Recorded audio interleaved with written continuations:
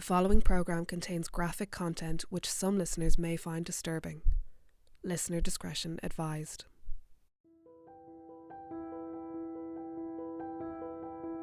Hey bud, how are you? Jesus, sorry to hear the last few weeks have been tough. I just want you to know that I'm thinking of you here. And at least you'll be home in a few weeks. We can have a quiet night with all the lads. And can talk through whatever you want to talk through. But just mind yourself. Just want you to know that I love you, bud. And just keep doing what you're doing. I'll see you soon. It's a struggle to get up out of bed every day, and some days I didn't make it up.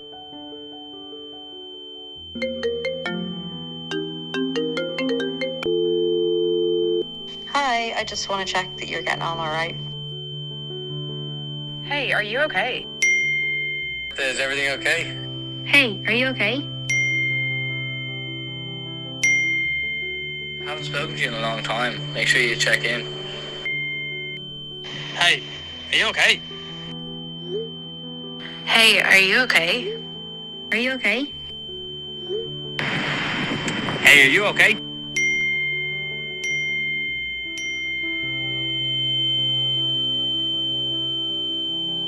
Stay safe, bud, and obviously, as you know, I'm always available for a chat.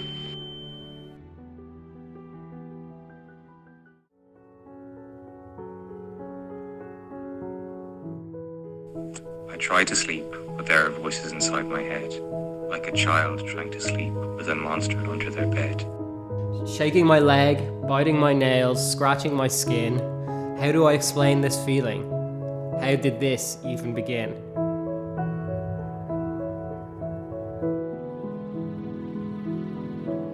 I can't remember one particular moment in my youth that I was really sad or really anxious. I just know in general, I've always been someone who's been shy, who dislikes change, who was always drawn to, I guess it's the small things like sad movies and sad moments in TV shows and finding them particularly interesting. My mind has always been drawn to that darker place despite my outgoing and humorous personality. I know when big changes happened in my life, like starting school, when I moved house, when my parents separated, I didn't react healthy to them in any way, shape or form. When I started school, I'd throw tantrums to not go in. I just needed to have my mum there. I didn't want to leave my home because that was my safe place. When I moved house, I lost that safe place, that home that I grew up in and built my walls around. And I was the only person from my family that was devastated to leave. I didn't want to leave that place that was comfortable to me. When my parents separated, again, that's part of my home that was taken away from me, and I didn't react healthily. I didn't express it well, but I just bottled it up and I moved on and got busy as I could and tried to succeed as much as I could. My parents separated when I was 15, I think, and this shows how badly I suppressed this time of my life. It could have been 14, it could have been 15, it could have been 16. I actually had to ask my mum recently when it was. And no one had a chance to dig deeper with me because I didn't tell anyone about it for at least a year. Not a single friend. I didn't even talk to my siblings about it. We just kept it as an unspoken thing, even though it was evolving all around us, this new dynamic with our parents and with us. And suppressing something, no matter how far you come along in time, it will come up at some stage. And for me, it just came up for me in my 20s, 5 or 6 years on. Knowing what I know now, what would I do differently? I wish I talked to my brothers and my sister. I really wish I was there for them, but I didn't know how to deal with my own situation, so I didn't feel like I knew how to deal with theirs. Like my little brother and my little sister needed their older brother to be there for them, and I wasn't. in the way that I should have been and feel like I could be now. And we talk about it now.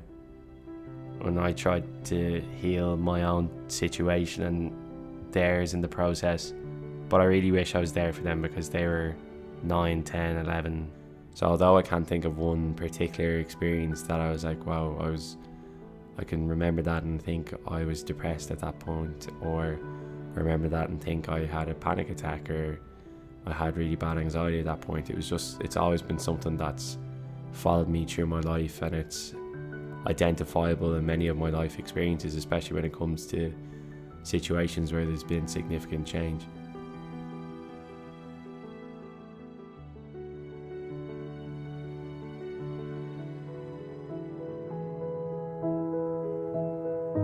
My friend's mum asked me how I'm getting on. How can I say to her that everything feels wrong?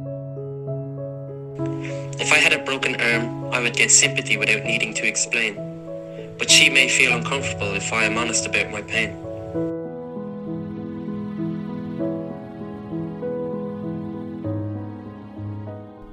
I didn't really have a choice when it came to who I told first about my mental health issues, because the first time I started to talk about it was when I had a panic attack when I was on holidays with friends the summer after I retired from sport in Southeast Asia.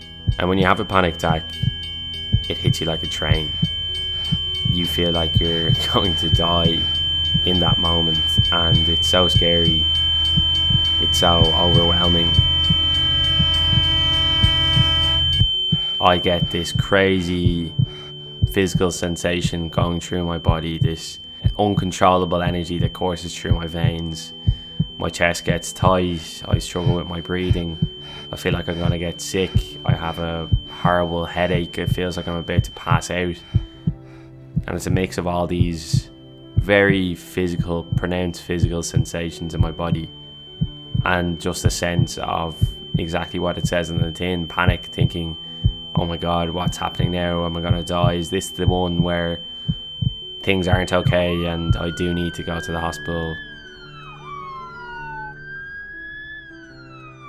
There's no choice other than opening up about it and telling people about it, because you can't hide a panic attack. It's so evident in both your own mind and to the outside world. So the first people I really started talking to about it was three of my best friends that I was on holidays with, and they were amazing.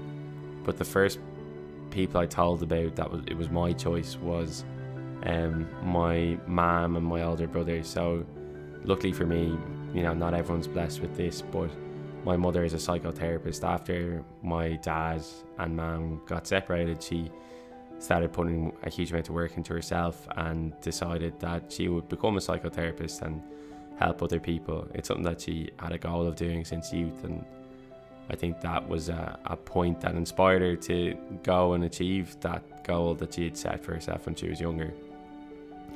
So I was lucky I called her and she knew what it was. She understood more than me. She helped me to put labels on it that I didn't associate with myself, things like panic attacks, anxiety, depression, and I became more comfortable using these terms, but also it gave me a chance to do research and get some comfort in what I was going through and know how normal it was.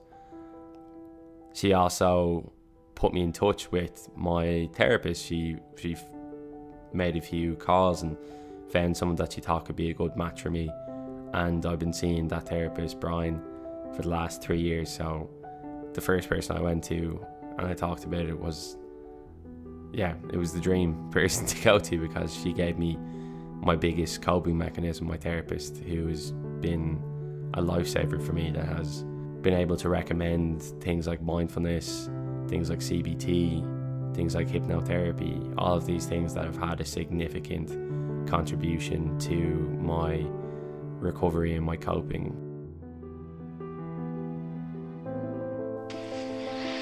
Hi son, just checking in to see how you are today.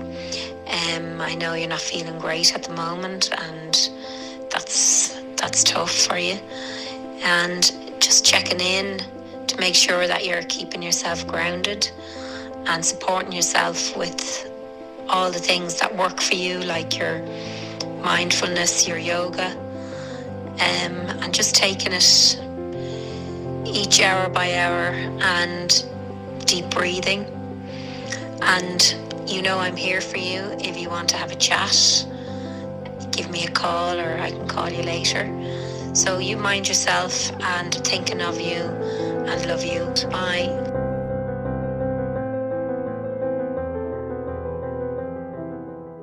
A happy person is what they see, while I suffocate under my mask. Not a problem in the world. So how are you getting on, my friends? Never ask. I miss classes, nights out, gatherings due to all my sleepless nights. Sometimes when I'm feeling a little better, my depression once again strikes.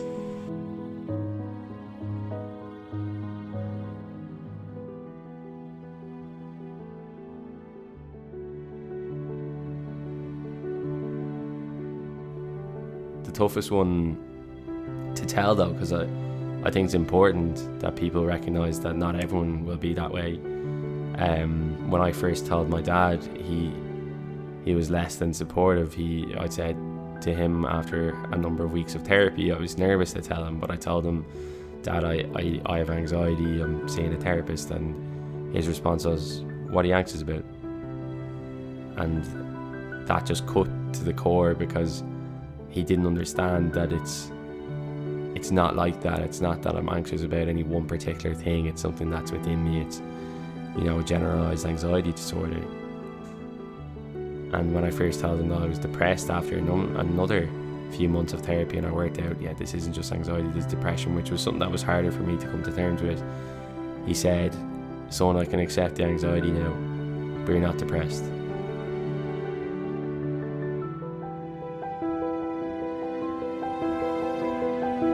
And again, that was horrible. So you get mixed reactions, and I do want to say my dad has been an incredible help over time. I just needed to challenge him, and he's grown a lot over the last 3 years.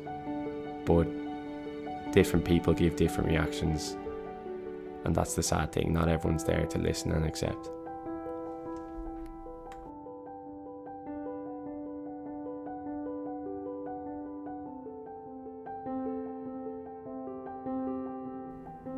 My brother was also a huge help. I think he had done some therapy before that I wasn't aware of.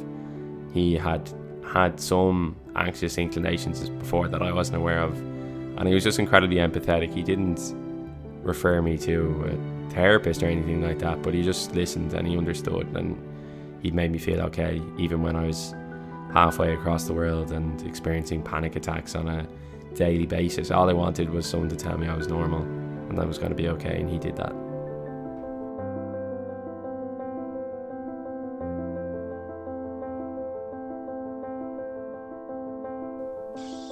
Hey bro, yeah, I'm really sorry to hear now that you're feeling that way, but just to let you know, we're all thinking of you and wish you could be here with us now, but just keep the head up, and we're going to be supporting you all the way, and I'm just a text or a call away whenever you need me. So yeah, just keep that in mind, bro, and just keep the head up. Tough time, and just keep up your usual ways, and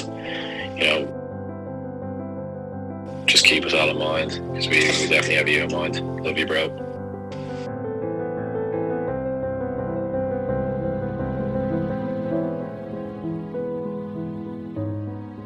My therapist questions me, trying to get to the root of this ache, but I know my depression follows me, clinging to me, impossible for me to shake. I have friends, family, support, and I know they would all care, but my depression consumes and leaves me wondering, is there anyone even there?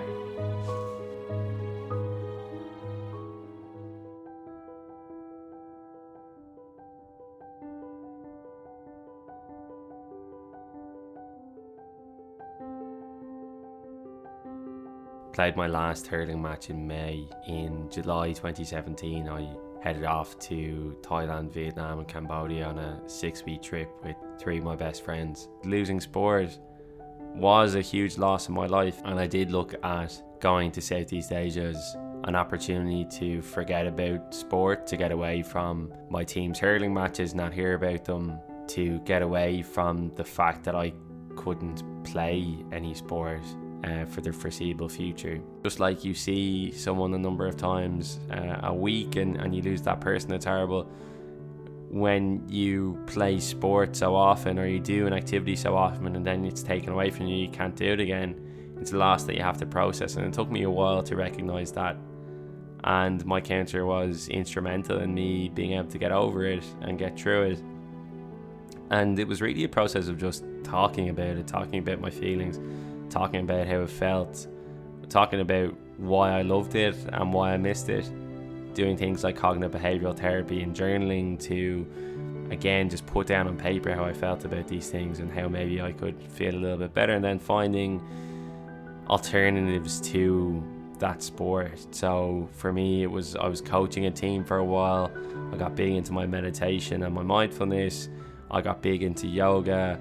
I read more books, all this stuff, all these things that would help me to just take myself away from the emptiness that my sports loss had brought to my schedule.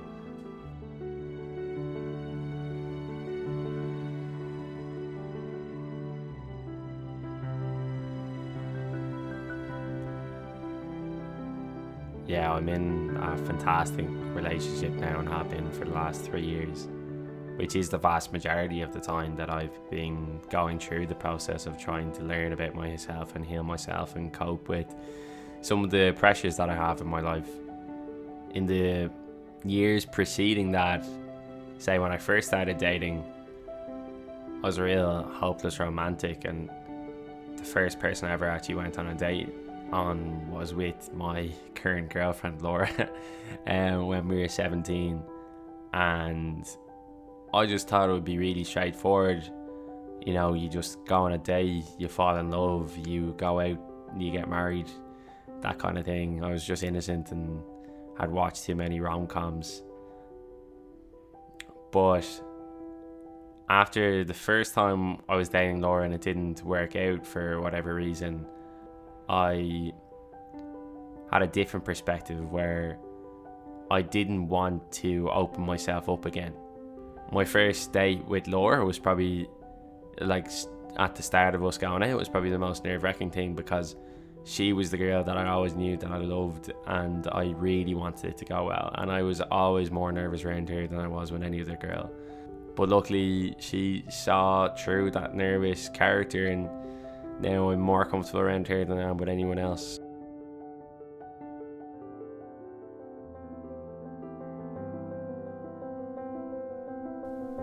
Oh, that's so annoying. Maybe take a nap and have a cup of tea. Wish I could be there to give you a hug. But I'll be over in a few days. Love ya.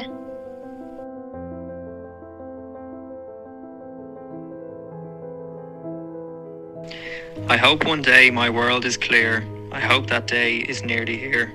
Each time it feels close to me, it suddenly becomes a mystery. I talk, I swim, I meditate, but often my thoughts still fill with hate. Hate for my sensitivity, my anxiety, my jealousy.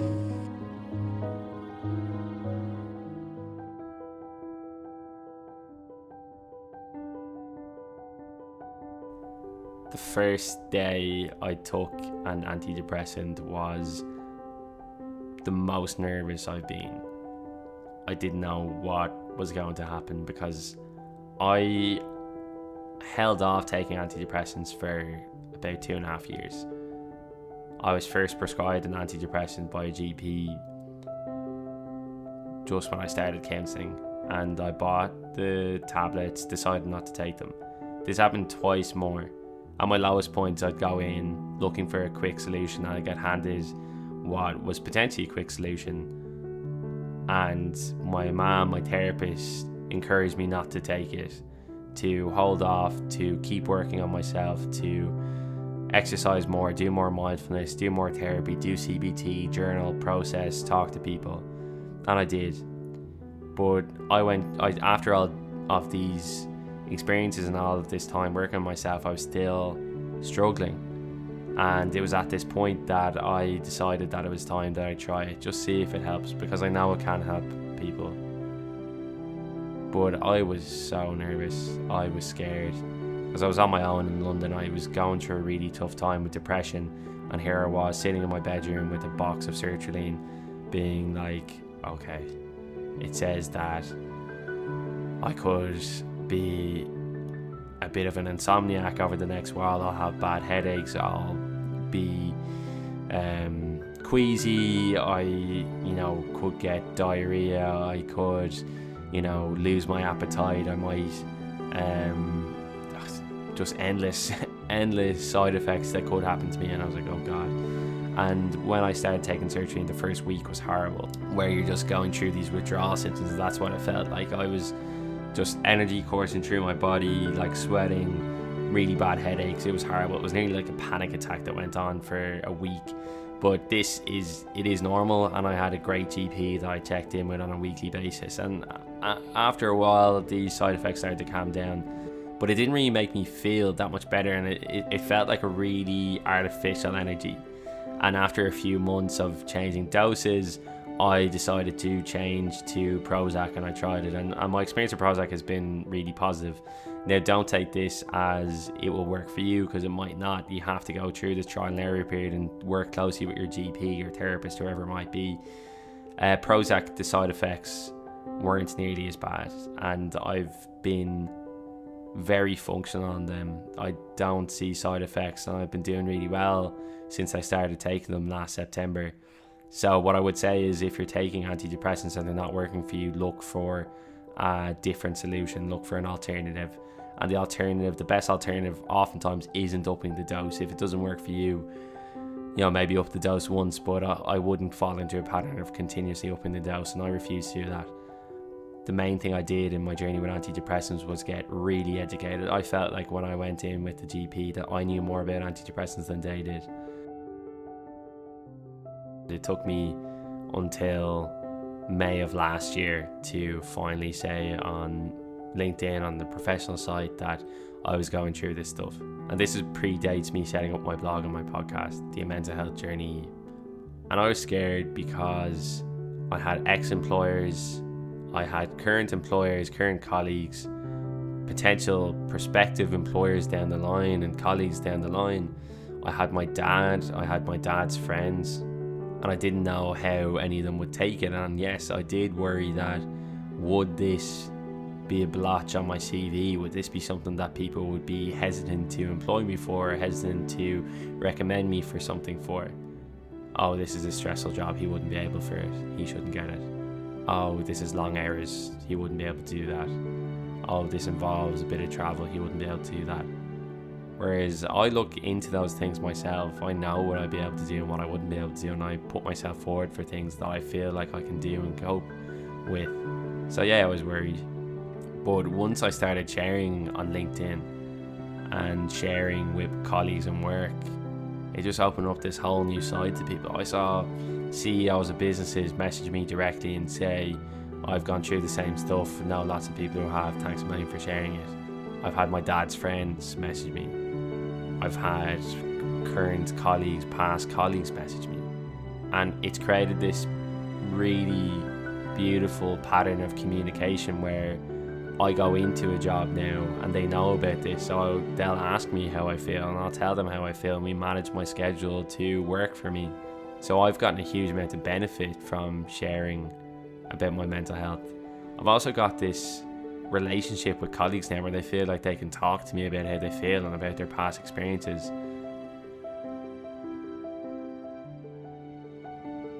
For sure, we are all bound to go through difficult times in our mental health at some point in our lives.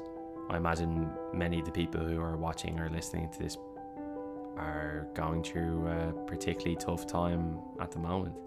For me, when I'm going through a really tough time, I do this exercise where I take a pen and paper and I write down every single thing that is difficult in my life at the moment or has been difficult in recent times. And that can be anything from I missed my bus this morning to I lost my job. It can be anything on the spectrum, big to small. I write it all down, I read back over it, I take a deep breath and I say, Jesus, of course you feel a little bit off at the moment. Look at the amount of stuff you've had to deal with. Look at the amount of activity you've had. Look at the amount of change you've had. Look at the amount of stress you've had. Like, man, look after yourself. You know, it's human to feel this way. That makes me feel so much better. Just that small exercise of saying, wow, that's a lot. And then work on healing. So if you're doing a lot of stressful stuff lately and that's why you feel anxious, see if you can take an evening off to yourself. Say no to people. Say that you can't make it out for drinks tonight, that you can't go into work if you are in a really bad place. Like, you're not here to make other people happy. You're here to try and make yourself happy, and the way to make yourself happy is listening to your conscious and subconscious self. And when you're feeling off, you need to make some changes. You know, maybe it's you return to your yoga routine that you've neglected lately. Maybe it's you get back on the Headspace app and you get back into your routine there. Maybe it's you take a break from drinking for a while. Maybe it's you exercise more. Maybe it's you call that friend that you haven't talked to in a long time. And this is how you heal.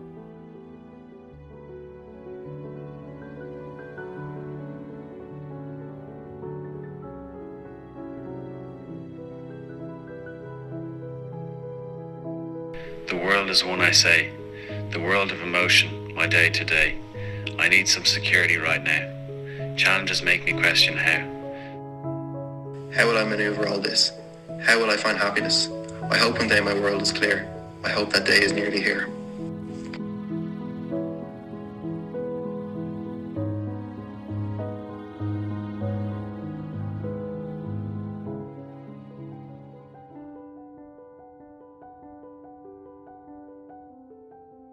I wish 16-year-old me knew meditation. What an anxious young man he was. Just a bit of meditation, a bit of mindfulness, calm yourself down in these moments when you always feel this anxiety that you can't even put a label on, you don't even know what it is. But whether it's going out to a night in Wes disco, or if it's meeting up with friends, or talking to a girl, or being in school and putting your hand up for a question, whether it's playing a match, like, take a deep breath. It's okay. You'll be okay. Talk. Breathe and talk. They're the two things I would say. So many of my life issues could have been dealt with in the moment if I just talked, or if I reflected on myself and what was going on. But I didn't allow myself to. I didn't allow myself to reflect. I didn't allow myself to process. I didn't allow myself to talk and share. So 16-year-old me, take a deep breath and talk. To me, who was in Thailand having a panic attack, I'd just give him a hug and tell him it's going to be okay. Like, I think he just needed a hug then.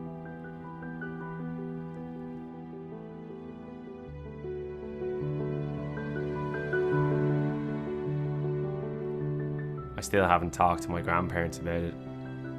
My aunts and uncles know just from my cousins telling them or seeing my social media. But I'm not at the stage where I've been able to say to my nana and granddad I have depression, because they just come from a generation that don't talk about this stuff. They know I'm a meditation teacher, so maybe they can take a step back and ask, oh, maybe something's going on here, maybe that's associated with anxiety, maybe he does have, or maybe they don't think like that, I don't know. But I hope one day I'll show them one of these videos and we can watch it together and they can be proud of me.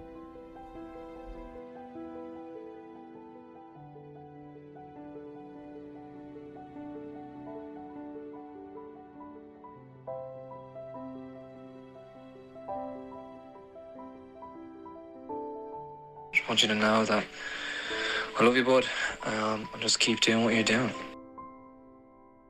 So you mind yourself, and thinking of you and love you. But I'll be over in a few days. Love ya. Just keep us all in mind, because we definitely have you in mind. Love you, bro.